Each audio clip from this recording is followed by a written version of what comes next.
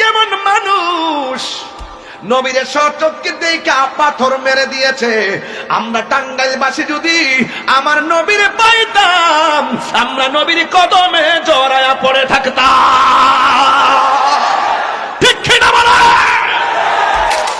ওই সাহাবীকে নবী আমারে লজ্জা দিয়েন না। অন্যান্য সাহাবীরা দাঁড়ায়া রইছে, তাদের সামনে আমারে লজ্জা দিয়েন না। টাকা নাই, পয়সা নাই, কিছু নাই। আল্লাহর হাবিব বলে, না, তোমার একটা দেওয়া লাগবে।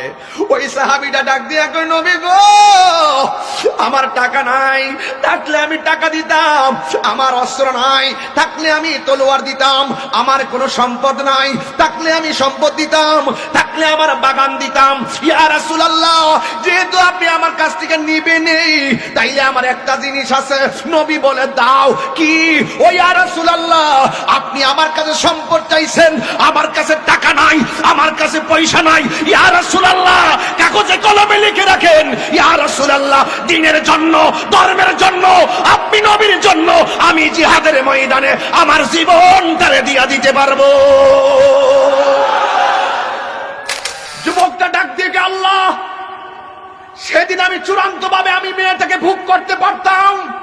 যেই দিন মেয়েটা আমাকে বলেছে আল্লাহকে ভয় করো, সেই দিন আমি ফেলে দেওয়া কাপড়গুলো তুলে এনে